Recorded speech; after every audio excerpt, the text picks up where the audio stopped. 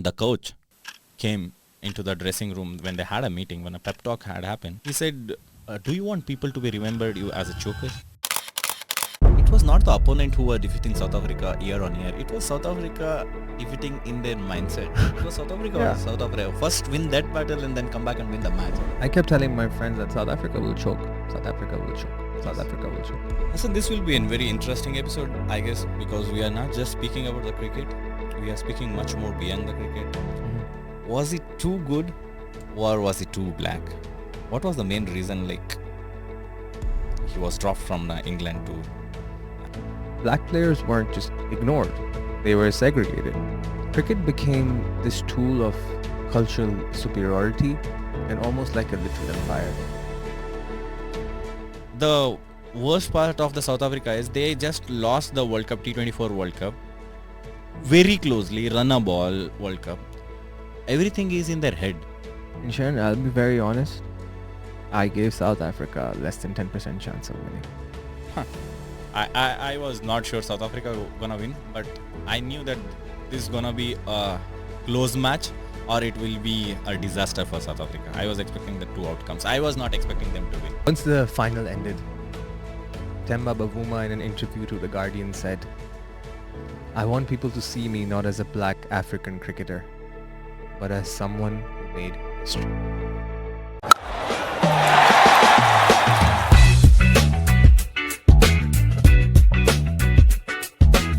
Hello everyone, my name is Hassan Ali, and as always, I'm joined by Sharan Kumar and Rupesh Atmuri behind the camera. Today's episode will discuss a significant event in cricketing history. There are some wins you celebrate, and then there are some wins that leave you still. Not because they are boring or because they are routine. It's because they carry so much. This wasn't just South Africa winning the World Test Championship. This was 130 years of history collapsing into one moment at Lord's. A moment Chrome Hendricks was never allowed in. A moment Makaya Nintini was never embraced in. A moment Ashwell Prince was never believed in. But Temba Bavuma stood there anyway.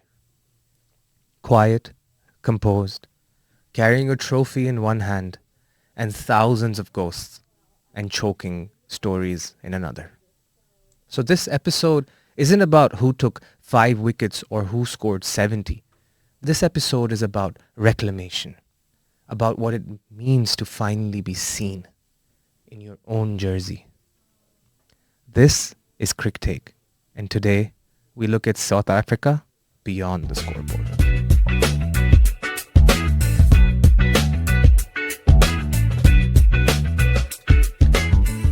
Welcome to the throwback segment.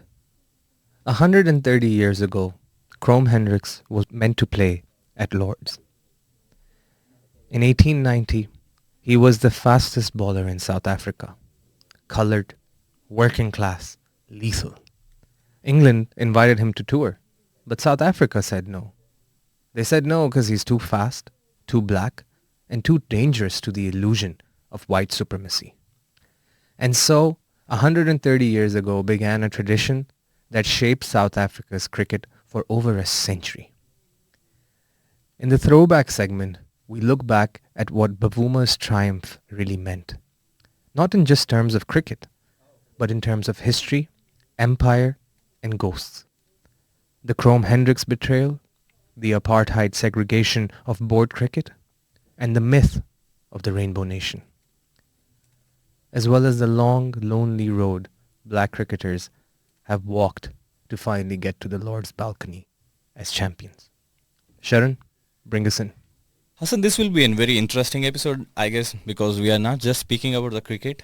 We are speaking much more beyond the cricket. The most of the time when we stick to the podcast topics, like the previous recordings when we speak about like RCP's episode or the women's cricket episode, but today's episode is a bit special and I'm not sure whether it's out of topic. I will mention it is much more deeper in terms of a society and the perspective. Since you have already mentioned about you haven't just yet coined it as a racism, but I know you're gonna go speak about it. Mm. When you say about the ghost, you mentioned about the Hendrix. Was it too good, or was it too black? What was the main reason? Like he was dropped from the England tour, and to the flip side, the tour for which Hendrix was denied, South Africa won their maiden ICC trophy in a same land. Mm.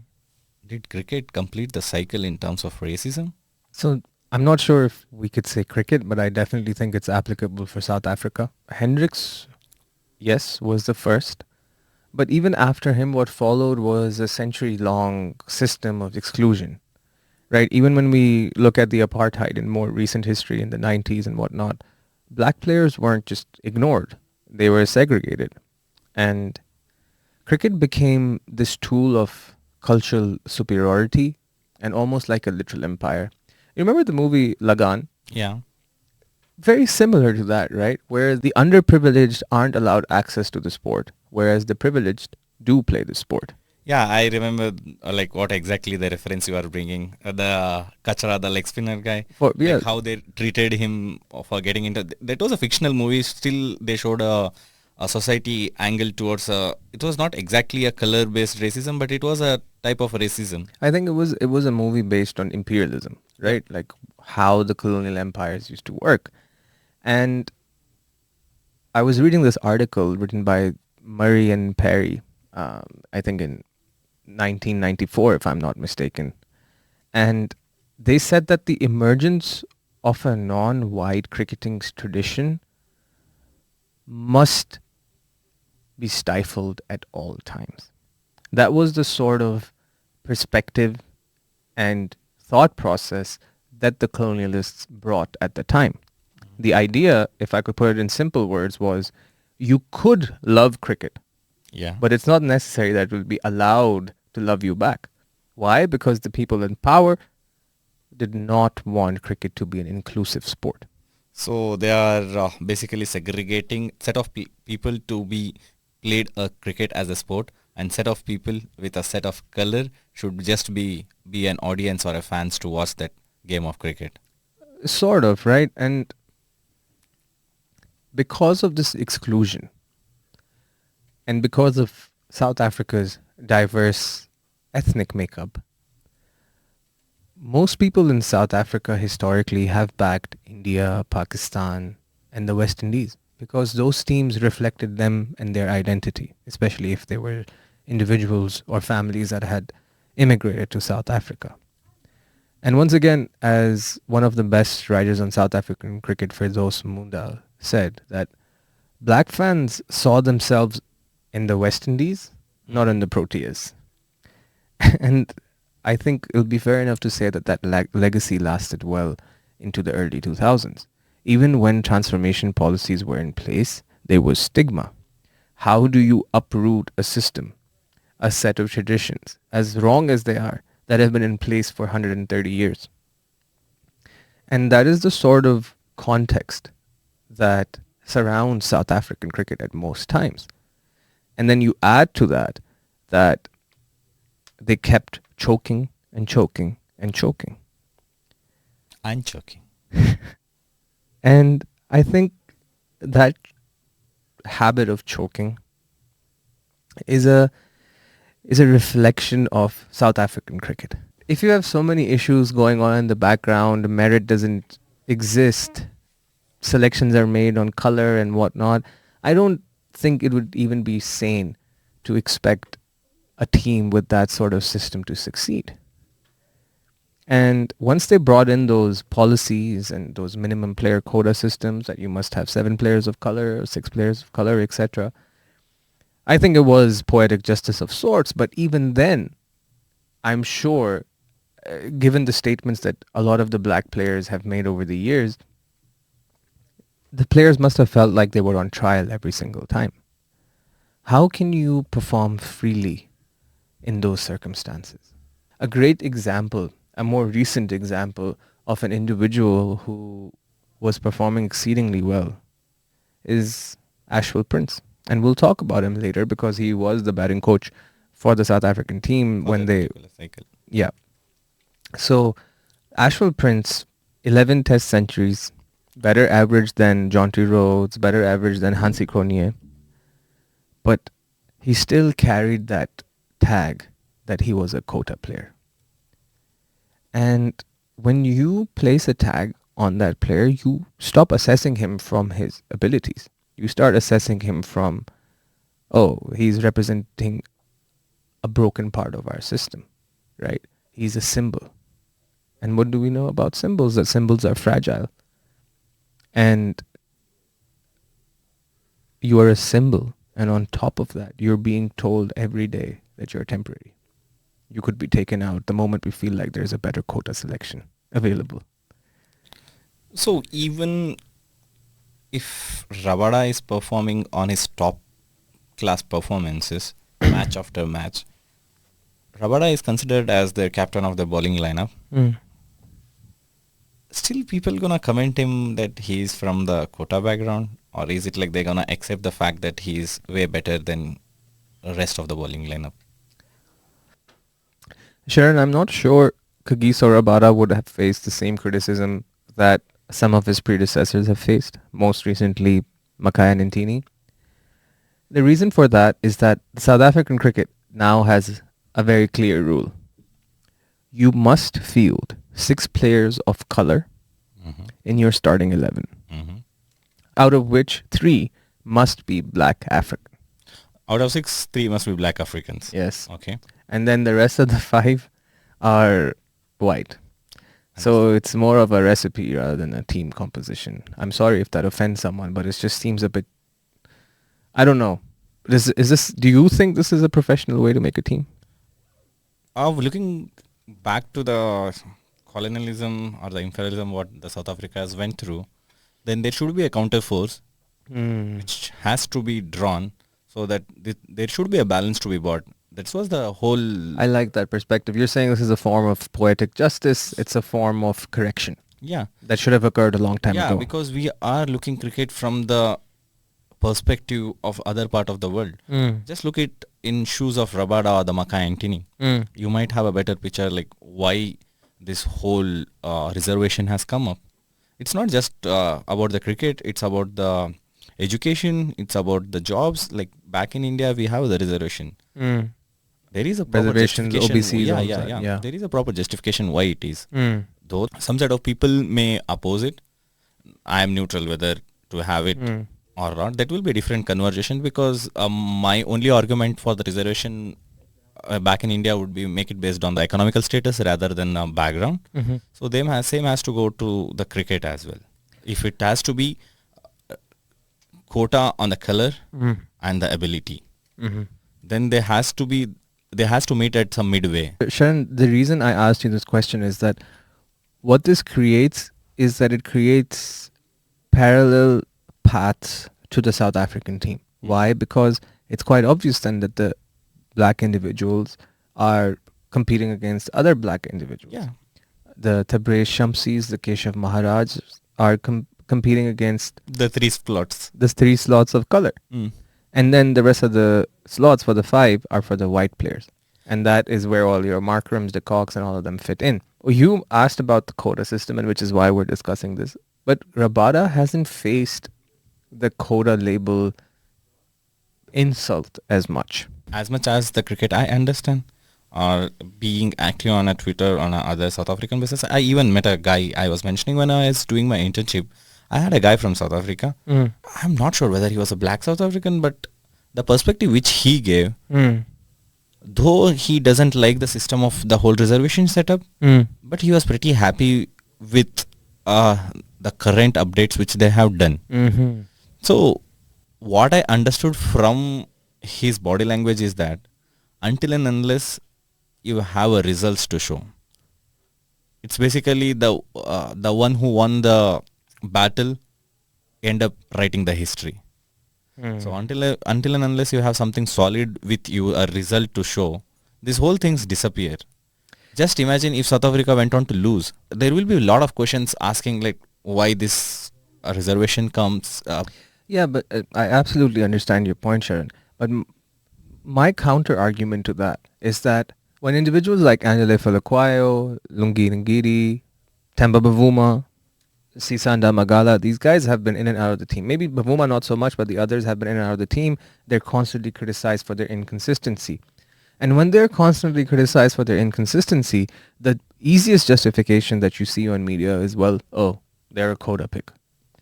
When Aiden Markram was dropped from the test team, no one said that he's a quota pick. He too is a quota pick if you think about it. Yeah, he also like- is allotted to 5 spots only. Yeah, he the has to land in one. The whole 11 people which you are setting for the field is a quota Yeah, system. When either it has to be live within the 3, the other you have to live between the 6, or you have to live between the 5. Yeah.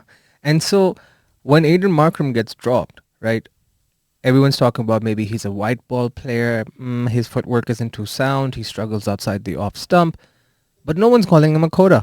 Yeah. Then Shukri Conrad comes in, becomes coach, brings him back into the team and says he's a team winner. Mm-hmm.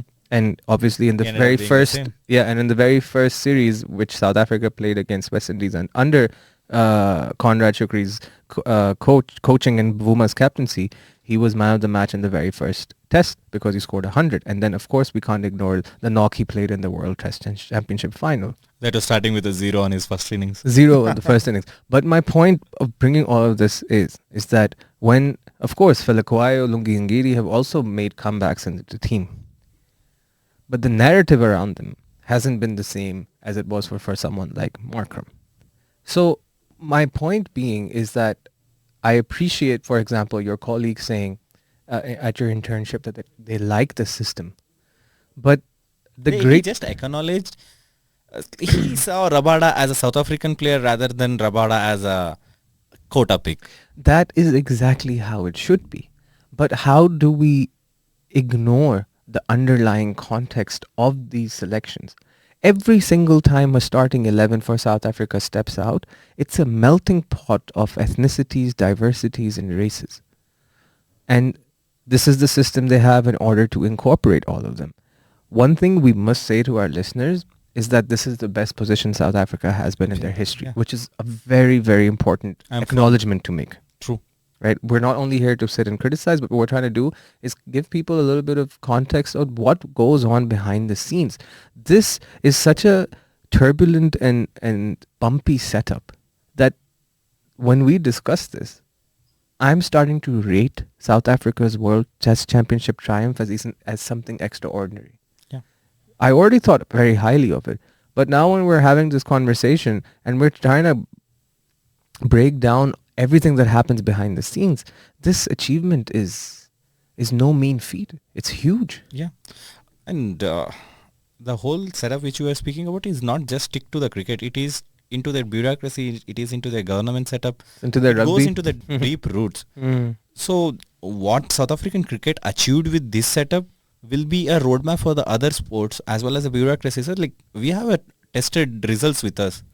We are not here to just give an quota and we are just serving some purpose. We are here to win. That's the whole intention of playing a game. And if a South Africa is winning with this setup, and when you look at the back history which they had coming up with exploitation against the racism and achieving this kind of results now, they are showing the mirror like how you can be successful even when you are exploited.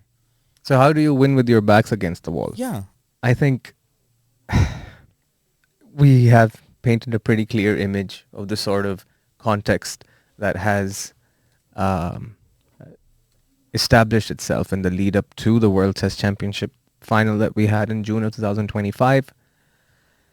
People might say that it's just cricket, but this was cricket as exorcism, cricket as a time machine, cricket as justice delayed and finally delivered. And yeah, Chrome Hendricks should have played at Lord's, but maybe, just maybe, Bavuma made sure that Lord's had to remember his name. And I think when we're having this conversation, if South Africa hadn't won the Test Championship, most of our listeners, including ourselves, wouldn't even know who Chrome Hendricks was. True. So Temba Bavuma hasn't just erected a flag for South Africa in cricketing history, but he's also erected a flag for his nation. And it has made them reach a step closer to the title they have. of the Rainbow Nation.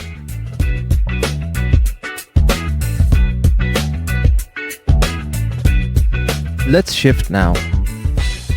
This is the In the Middle segment, where we explore the emotion, the symbolism, and the sensation of the moment itself. Not just the scorecard, but the soul of the match. Because the truth is, when the final run was hit, Lords didn't erupt. It collapsed. Because there was no roaring, there was no hysteria, just stillness. Like the air had been punched out of the entire ground. It didn't feel like a celebration. It felt like a release. And in the center of it all, Sharon, John the Don, Temba King of South Bavuma, Africa. King of South African cricket. I really love the way the ICC media and the broadcast, not the TV media, the social media team has worked. They worked their off. I can just sense like the amount of reels or the amount of the content they made during that match or the pre-setup. They were using like a proper Gen Z music so that they can get the involvement of the generation, because Instagram is trending and everything goes with the trending music. The ICC media team has worked all the content of the match, even the pre-setup. When you mentioned of John the Don, the King of South Africa, that was a trending reel on the Instagram because that conversation came. Pat Cummins and Bavuma were having a conversation like, who's gonna win? Who's gonna win? Like Pat Cummins asked Bavuma, then he said like, why I am here? John the Don, King of South Africa. I'm here to win. That was the statement. He made it like a proper attitude where it looks like a dialogue from a Bollywood movie, like a comeback dialogue from a hero. They made a proper reel out of it. And it was trending on an Instagram the whole throughout. This was the whole media setup has started, and throughout the 5 days and the end of the 5 day, the way they showcase their skills it's like absolutely good. We need to acknowledge that ICC media team has worked pretty good. Sharon, Firdaus Munda, the South African correspondent for Cricinfo, said that when the final run was hit, it felt like a magnetic field had enveloped us. And we don't say that about a cricket match, right? We say that about something that's emotionally moving. Do you think that the social media and the ICC channels were able to grasp the depth of the situation, or do you think they were more interested in the creative side? Yeah, that's a great question. It's a great perspective to have. When I was watching the match live, when the final run was scored, Bavuma was on his shots in a balcony. The guy was not even reacting. He was a bloody world champion and reacting like nothing happened. Then you take the flip side of the social media. They show you the content, like joyous content. They show you that this thing has happened. They make you feel like this was an eruption. You remember the Headingley test where Stokes was batting with Leach, like 100 plus partnership. Stokes went on to win. That was the craziest innings by Stokes. Against Australia, obviously. Okay. So whole match was saying from other end. When you see the famous reel of that match, Ben Stokes hits like somewhere on the mid wicket, I guess. Ball, they don't show where ball is going. They show the follow through of the bat, and when bat drops like from his position, the whole crowd erupts together. His bat, they synchronized with the crowd. That's one of the craziest reel that Instagram. It was trending on Instagram. That was the craziest reel by England Cricket Board. So coming back to your point, so what you see and what you see on a camera and broadcasting and what you see on Instagram are two different things. What I feel is like on a social media platform, it's more of like exaggerated, or they don't just show the raw content. They add something like viral music or something. So when you watch the broadcast thing, the match was pretty silent. As you mentioned, it was instead of it erupted in a joy, it went on down like everybody was silent. Even Bowman on his shots like, what happened? That kind of reaction. So it's up to the people what they want to consume. I think the silence, the Bavuma's lack of reaction, etc., I think it's an indication of what we've been talking about, right? The pressures that follow South African cricket, the historical context that always plays a preceding role in South African cricket's discussion. So we look at the match, right? It's at the Cathedral of Cricket. South Africa and Australia squared off against each other for the World Test Championship final. Both teams on a hot 8-match winning unbeaten streak, and South Africa aiming for their first proper ICC trophy. But after South Africa put Australia into bat, the match transpired rather quickly. 14 wickets were lost on the first day itself. Day 2 was a mirror image of day 1. The first two days were very surprising. So before entering to the test match, let's see how 23-25 WTC cycle has looked. When you look at Australia entering into the final, Australia played their innings against England, then they played against Pakistan, West Indies, New Zealand, and before this, India toured Australia, the BGT series. Then they went on to play Sri Lanka in Sri Lanka. That's they sealed the WCT slot in BGT, and they can do in the Sri Lanka series was to test their team. This was the pathway which was set for Australia. On the other hand, if you look at the South Africa started the WTC final playing against India. A WTC cycle. WTC cycle. They went on to play with India, then the New Zealand, the West Indies, Bangladesh, Sri Lanka and Pakistan. You yourself can make a comparison how difficult it was for an Australia, and I'm with due respect to the Bangladesh, West Indies and Sri Lanka, compared to South Africa, Australia had a tougher path. That's where the predictions and the cricket pundits started backing Australia. One, greater match time, because they are coming with a 12 match experience, like in a WTC cycle, whereas Australia coming with 19. And who all the opponents which they played with? Top test nations and the contenders of the final position. And other than this, the bowling lineup which Australia had, out of top 8 or top 6, Australian bowlers were the top, or in a top wicket takers list. The whole bowling lineup of Australia lies there. Take a name of Cummins. Cummins was a top one like wicket taker in that particular cycle. Then you have Stark in between. Then you have Lan. You have Hazelwood. So when you have a bowling lineup of this kind, and you went on to play against South Africa, there is nothing wrong to say that South Africa had a monkey on their back always. Like with the criticism which they get on the chokers, it's a same ironic process. They went on to believe that they are the chokers and ended up choking again. So this was a whole pathway how South Africa and Australia squared up in Lords. In South Africa's defense, so Sharon, as well as Australians, they play what they're given. They have no control over the schedules. I truly agree. And the boards decide the schedules. Yeah, I agree with your point, but I was just saying how easy was it for an Australia to win this WTC final? I don't think so. Just because your opposition has played weaker teams doesn't make them a weaker opponent. See, let's because look, on paper, these two teams had the highest win percentage. So I agree. I'm not disagreeing with that point, but it's the same thing. It's with what kind of opponent or a bowling lineup which you are playing. If you are prepared for the top class or a top teams, you are mentally prepared for what finals gonna be. To a certain extent. Yeah, that's another perspective of what Cricket Pundit said. South Africa were 30%. In a win prediction, it's what Australia were 70 and South Africa was 30. That was fair enough. At the same time, Sharon, I could also make the point that Australia has played more test matches. They have more fatigue. They might be carrying more niggles and injuries. They might have lost a little bit of motivation because they've been playing so much.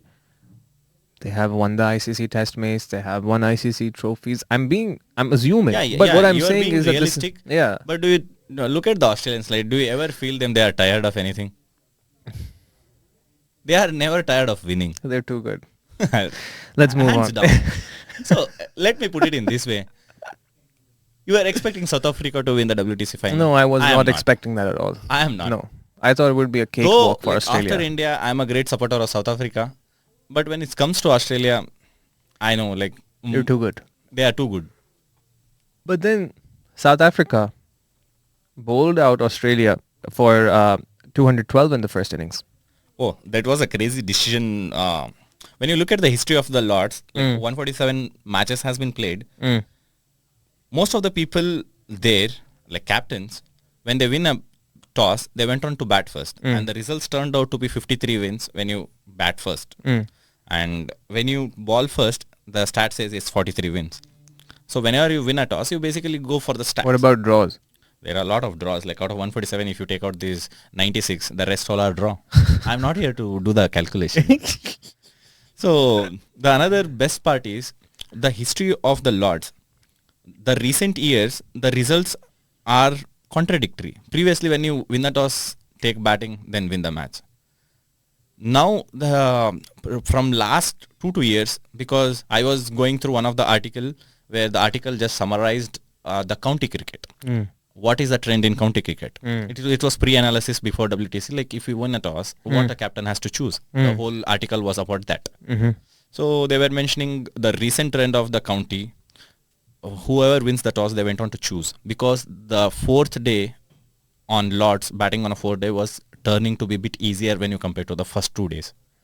Maybe because like in subcontinents it's different. It's it like becomes more difficult. It's more difficult. But in Lords it turned out to be it starts behaving like a batting pitch on day 4 and 5. Okay. So that was the perspective, or that was a thought process behind taking bowling first, and that turned out to be a great decision by them. Absolutely. And the spell by the Rabada and the backup by the other set of bowlers like Jensen. 5 for 51 for Rabada, 3 for 49 for Marco Jensen in the first innings. Did you just check like the kind of lengths he was bowling? He was not bowling short, neither he was bowling full. Good length off Good stump, length outside or of back stump. of the length. Here's an interesting fact. Did you know that throughout the test match, Kagiso Rabada bowled more than 65% of his deliveries on or outside of stump? Corridor of uncertainty. Corridor of uncertainty. Since you bring up a fact, I have a fun fact too. Yeah. In like 145 years of test cricket history in England, this was the first time number one batsman from both the teams got out for a duck. That is Markram and Khawaja. Khwaja is the top-ranked Australian test batsman. I mean, when you say like batting position. batting positions, okay, this okay. was the first time when both number one position batsmen from each team got out duck.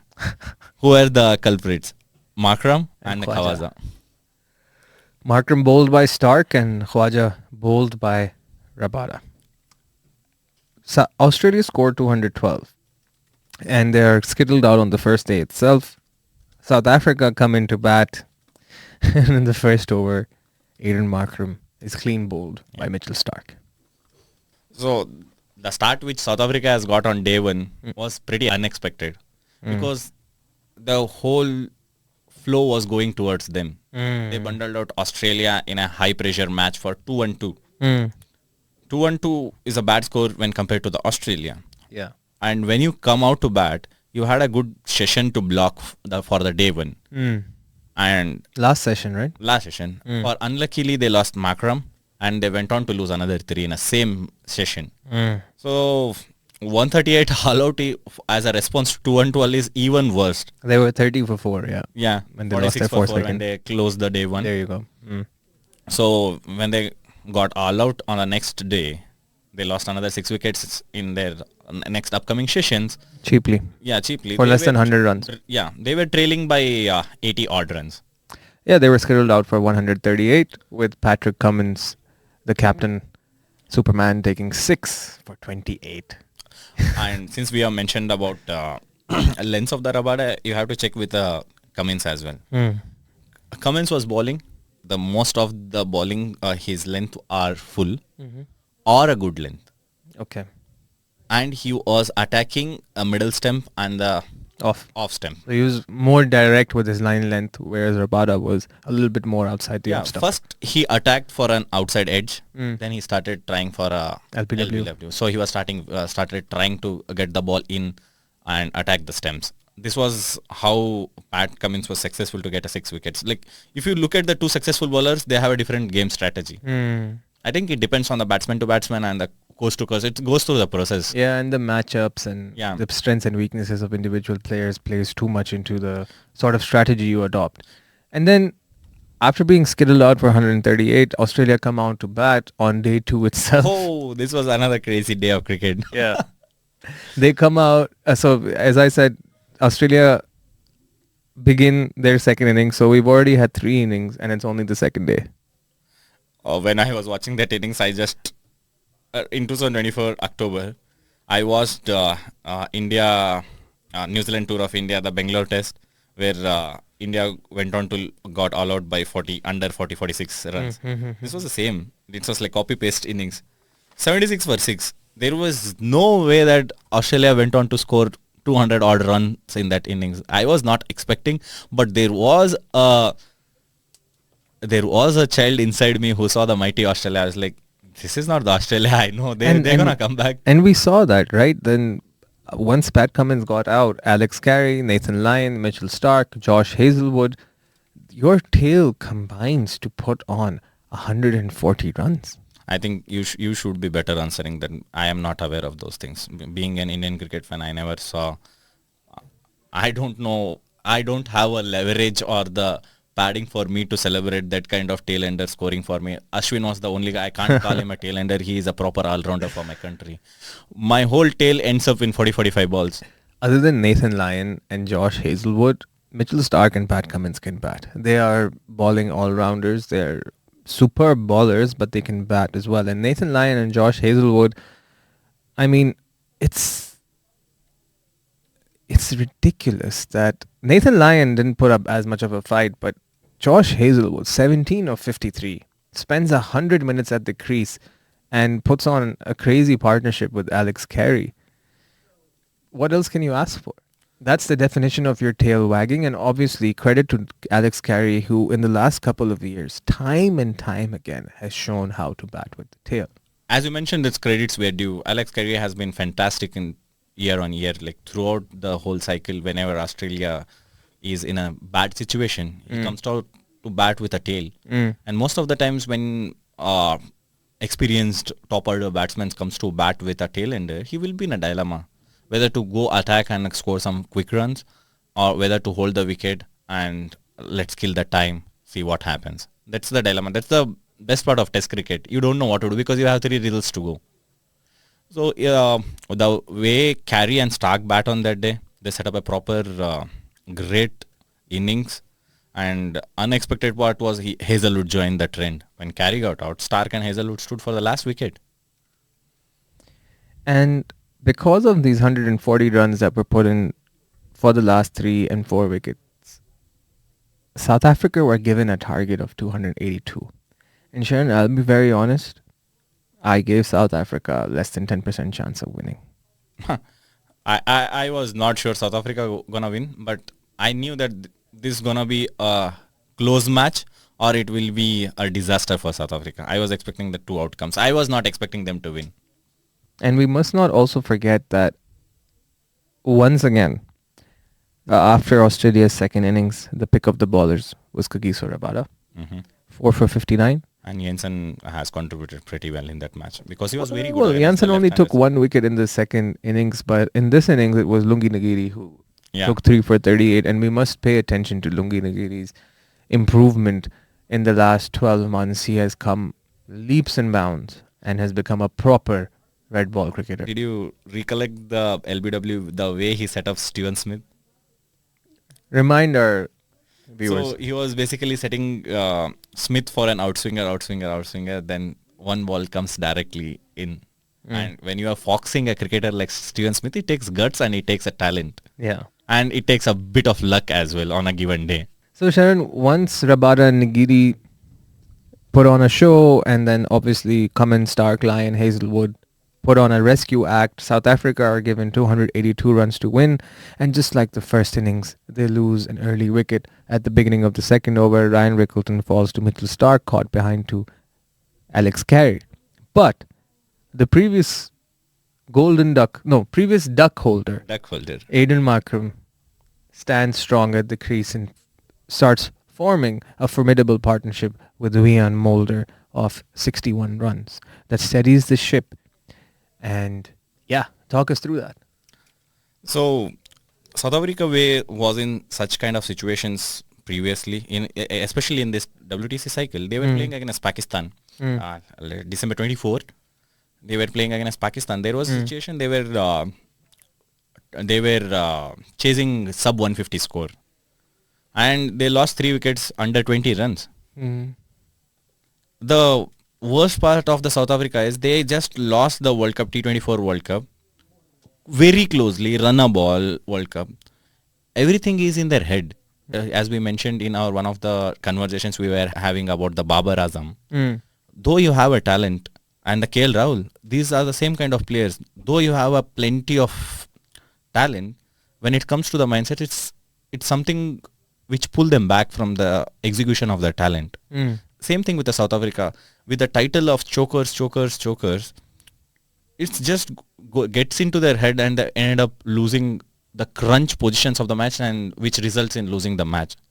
So going back to the cricket match, where I was mentioning about South Africa versus Pakistan, there was a situation chasing 150 runs when you were 16 per 3. The coach came into the dressing room when they had a meeting, when a pep talk had happened. He said, do you want people to be remembered you as a choker? It was pretty blunt to ask a people like that, but it was much required. Standing on the chest, asking them, thumping on the chest and asking, you want people to be remembered you as a choker? And the whole scenario of the match started changing, and match went close. But luckily, South Africa went on to win the whole the test match. Luckily for South Africa. Luckily for South Africa. Sorry, South Africa won the test match with 2 wickets. Yeah. So the reaction when the South Africa won, the coach named that innings as the whole conversation as a camel classic. He just tried to metaphor, saying that the relief of winning this match was as good as smoking a cigarette in your break.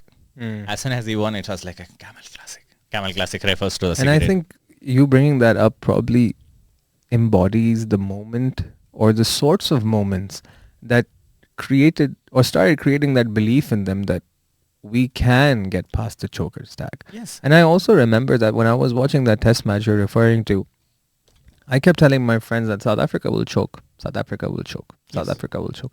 And it's just what I expect. And though they didn't choke there, they choked in the T20 World Cup final. Yeah, the whole history says the same. Yeah. And obviously we can talk about 99, we can talk about 2011, we can talk about 2015, we can talk about 2019. There's so many examples. Let's not go back to the 2015. So I'm pretty sure that other coaches too, not only Conrad Shukri, would have mentioned to their players that, oh, do you want to be known as chokers? Of course no one wants to be known as chokers, but I think in these sorts of scenarios, the timings, the word choice, the tonality, the context of it all makes a huge difference, and maybe that's what he got right. But coming back to... My point is, being a coach in the middle of the match, you're going to ask somebody like that bluntly. If I was a coach, I would be pushing them a positivity rather than standing on the chest and asking whether you had to be remembered. Here's the interesting thing, Sharon. You spoke about what the coach did during the Pakistan-South Africa test match. But let me tell you something interesting. Before the 4th innings began for South Africa, you know who gave the pep talk before the 4th innings? Is that Graeme Smith? No, it's someone we mentioned earlier in the podcast. Prince. Ashwell Prince, the batting coach of South Africa. Earlier in the year, earlier in 2025, Ashwell Prince lost his wife, Melissa, to cancer. May she rest in peace. And so she is survived by Ashwell Prince and their 2 children, Joshua and Zaki Boy. That's his name, Zaki Boy. I'm not making that up. And Ashwell Prince, before the 4th innings, tells his players, tells the batting lineup, that there are things that are much bigger than cricket. I look back to my 11 test centuries. I look back at all my achievements with the South African cricket team. They don't mean anything. What I remember and what I wake up to every day is wishing that my wife was with me. And these were the few excerpts we could find online of what he said, but I think our viewers, as well as you, Sharon, get an idea of the sort of message he put across to the batters, reminding them not to take this game way too seriously. Take it seriously, you're representing your country, but don't let it overtake your emotions and your composure. Because they are, at the end of the day, much more important and bigger things happening out there in your own personal lives, as well as the world generally. Think about all the wars that are occurring, right? So I thought it was really intelligent and emotionally intelligent to kind of take the emphasis away from the match and kind of just ask them to focus on what they're grateful for, what things they have, what blessings they have. And I know a lot of our boomers might think this is a rubbish strategy, but time will tell the extent that Ashwell Prince's pep talk had on the South African cricket lineup, or the batting lineup. But for this to be told before you go out to chase 282, potentially your first ICC test trophy, first ICC trophy on the line, I'm pretty sure that it would have had an impact on the players. I wish we had a analysis on how brain worked for Bavuma that day, how it worked for a Markram coming out of zero. Sure, they couldn't sleep. I'm sure. John the Don can be as calm as he likes, but he too probably feels the intensity. Because it was not the opponent who were defeating South Africa year on year. It was South Africa defeating in their mindset. It was South Africa Yeah. or South Africa. First win that battle and then come back and win the match. I think the same mantra was used for Australians for longer time. They never see World Cup as an World Cup. It's just another game of cricket, another match. They win, they go, then they celebrate, drink a beer on them. That's how. Easier said than done, but Sharon, now just talk us through the last innings. So when Markram sailed the boat towards the end, it wasn't a cakewalk, but when you started watching Bouma and Markram play, pitch stopped reacting.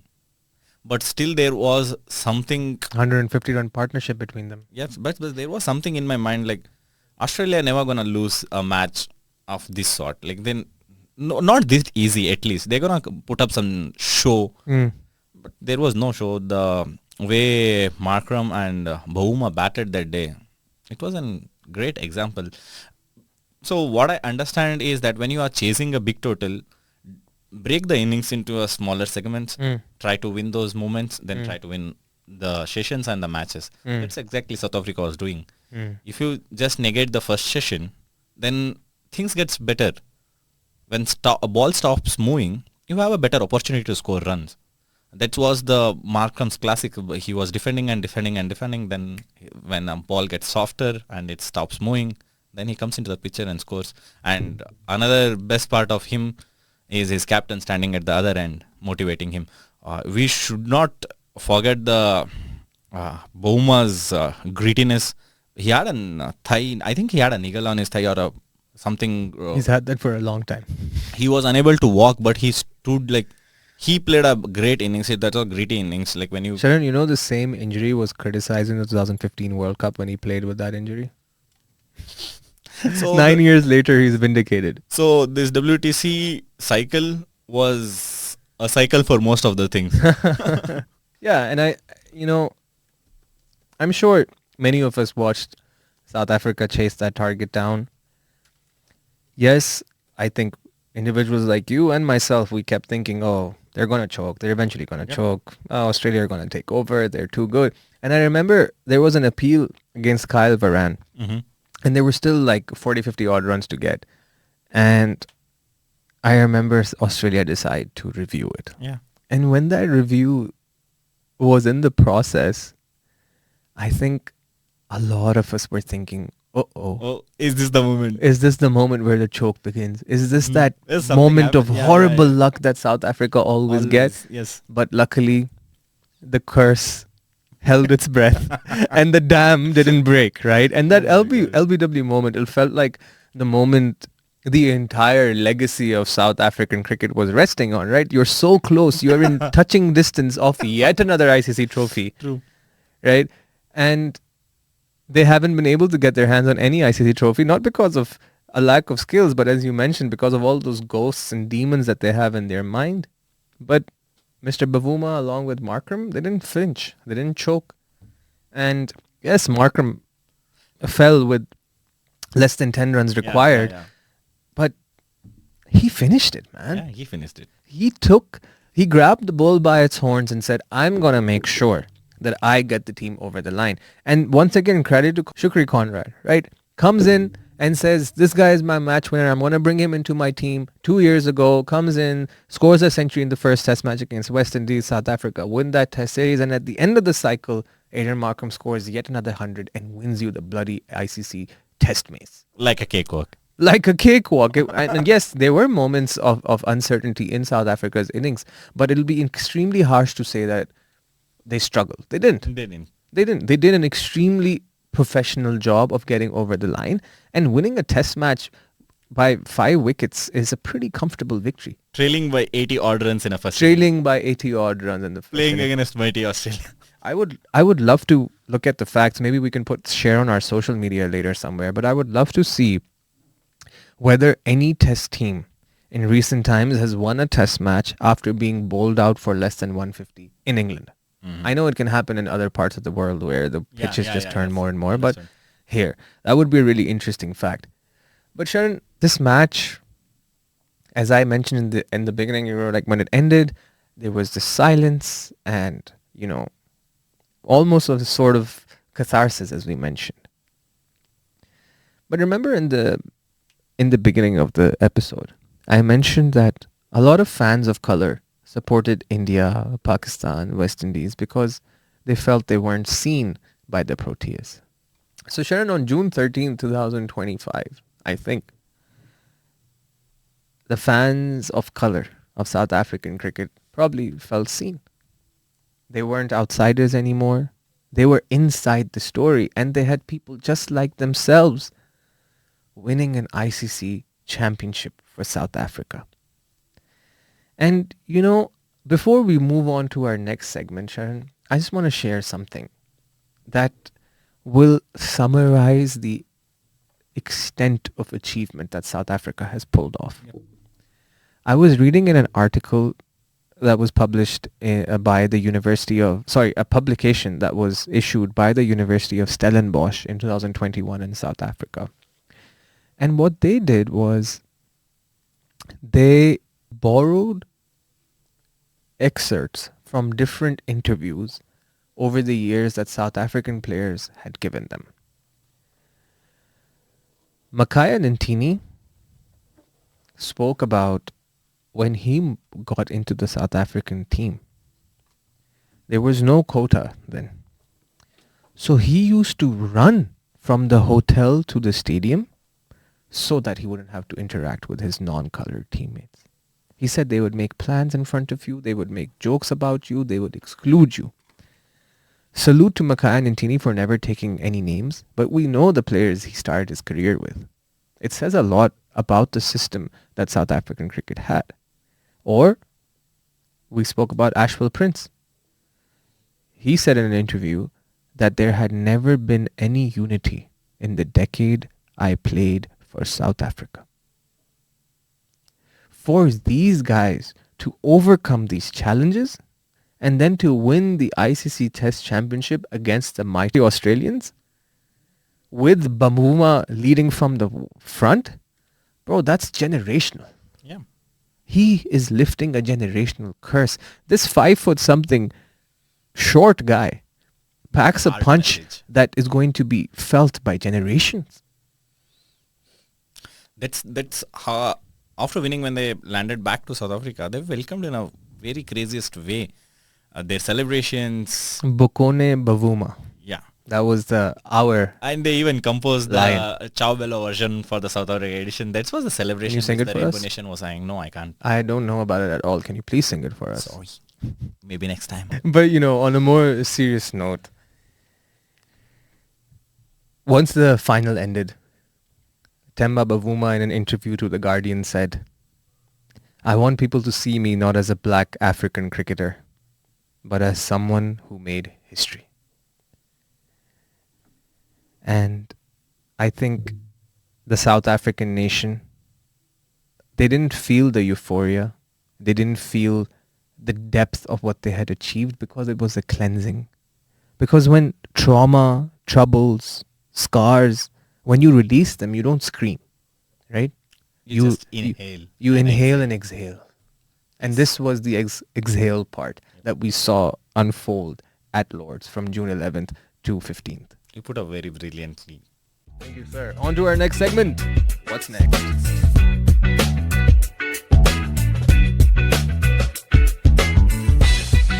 We've honored the past and we've soaked in the moment.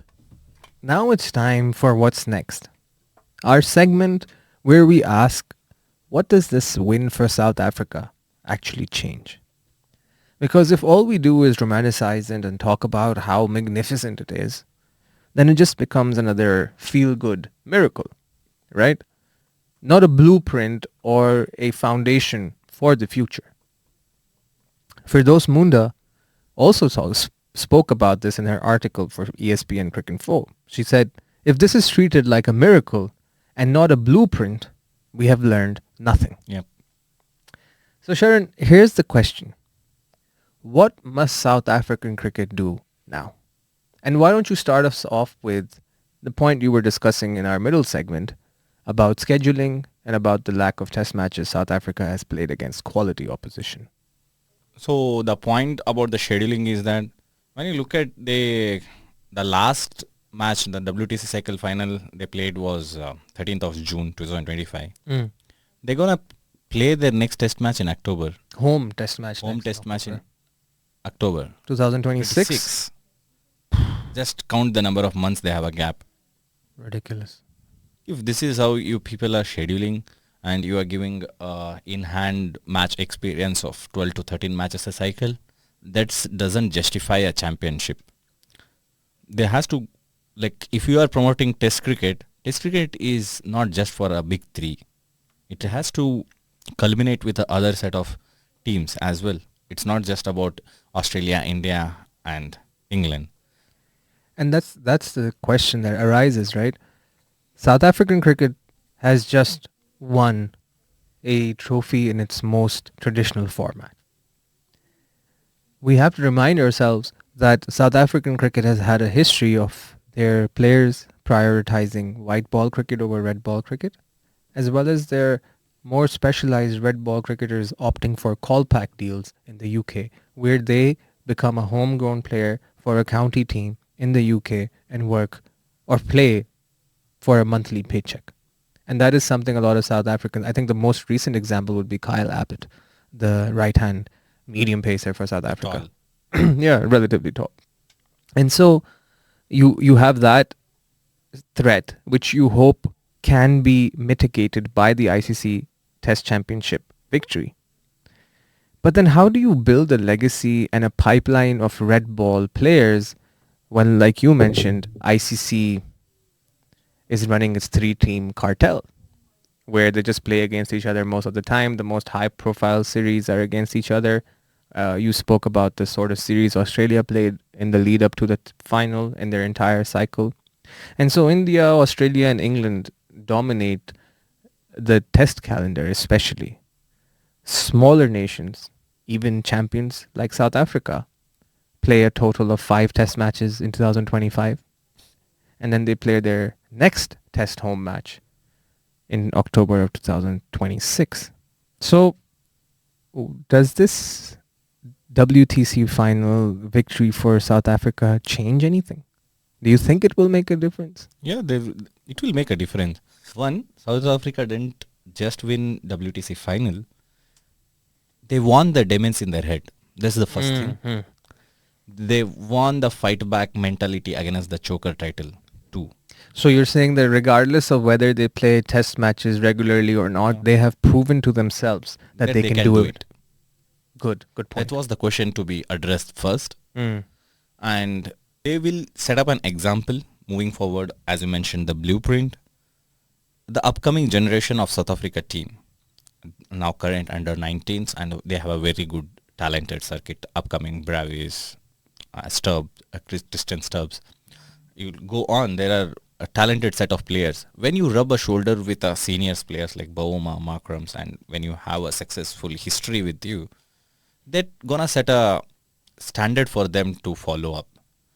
though South Africa always had a legends like Markram, ABD, Mokel brothers, till they couldn't crack the deal. Now they have a legacy of the teams, the players who represented their country, and what recently the Baumas team has achieved, the legacy and the results. This will set up a path for the upcoming generation. This is what motivation for the upcoming generation, and this will deliver in terms of results. Now I'll take you to the other perspective of the game. What are the other things that might change in a cricketing thing?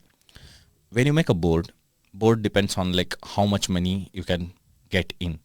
The whole sports things runs on that. One is a motivation and another thing is a money. What kind of facilities you're gonna give to your upcoming generations or the players? What kind of test facilities, the tests, the simulations, XYZs. So when you have a big money coming in, I'm not speaking about the money which comes with a champions tag, the money which comes from the sponsorship. Sponsoring a winning team comes with a baggage of money, huge chunk of money, and that money going in a right path will set up a good base for the South African cricket board. Especially they have got their recently new sponsors. It's not new that an automobile company is sponsoring to a cricket team. We have some Toyota time in time, Hero Hondas. So now Suzuki has entered the league. They're gonna be sponsoring for South Africa. You will be seeing them on their chest on in an upcoming New days. sponsors, more money, and just hope that that money is In a put in the right hands. place. Yeah, they will. It has to. I hope so. And I also think that the investment Yeah. in the South African T20 League, the CST20, SA20 league. SA20 League, I think, especially with owners from the 100 and the IPL coming into the league, would, I think, definitely bring a lot of infrastructural knowledge, structural knowledge, player acquisition, player knowledge, data, strategies, etc. The knowledge transfer would be immense for South African cricket, which is another very positive aspect for them to look forward to. Cricket is a game where most of the time you don't learn in the nets, you learn beyond nets.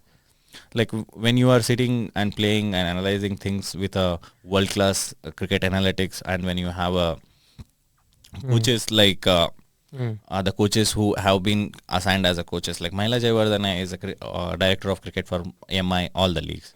So he will be in SA20, he will be in IPL, he will be looking after MLCs.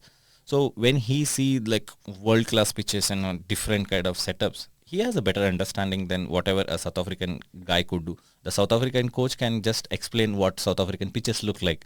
When you have a broader perspective, what Maila Jayawardene can bring in example, and if Flower went on to coach some team in South Africa League, he will have a broader perspective because he's a tested guy. He beat a PLC, beat an 100, beat an IPL.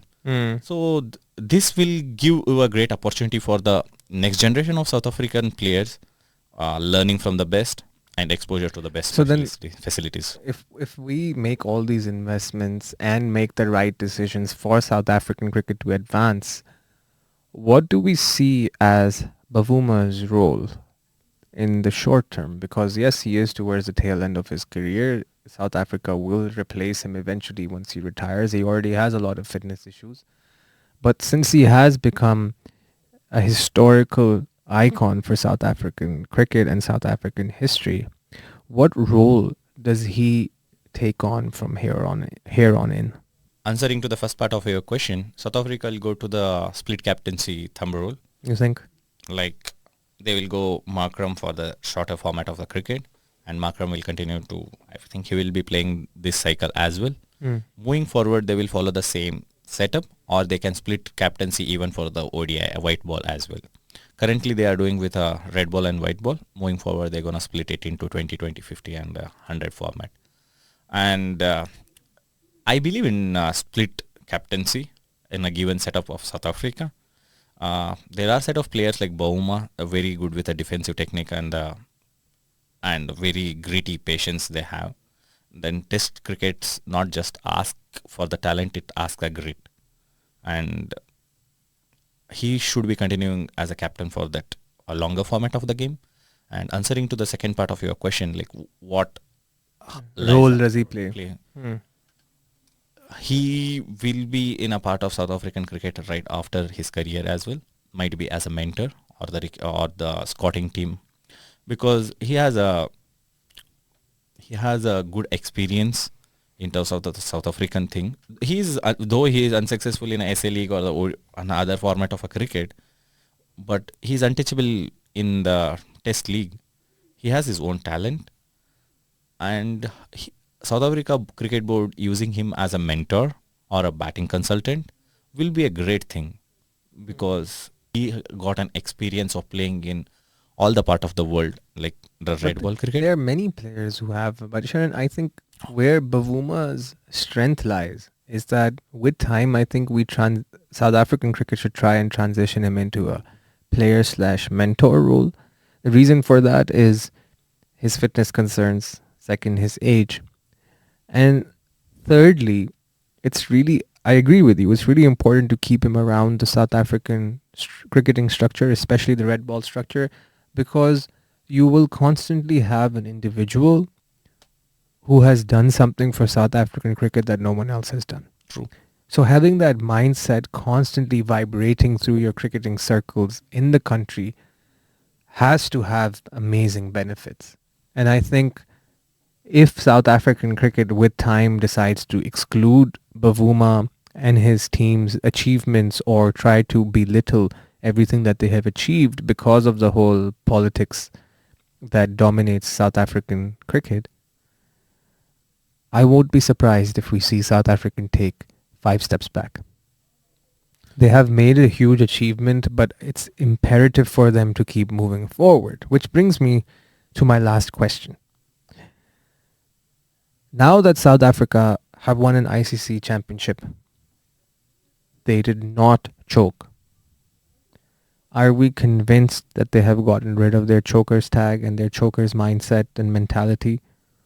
Or do we want South Africa to prove to us at least once more that they are capable of winning an ICC championship and that this one-off wasn't just a fluke and in fact they have overcome their demons? Firstly, it's not a fluke. And it's not the first time they're going to do it. It's going to repeat. This is just a beginning of the South Africa's new era, because when you have a monkey at your back, it grows into gorilla. Now they got off the gorilla. Now all you have to do is run. South Africa in that aspect has got all the strengths too. We never doubted the strength of South Africa, because we always doubted their choker tag. Mindset. And that always comes in, it's the theory which you always mention. Ironic process theory. That's exactly.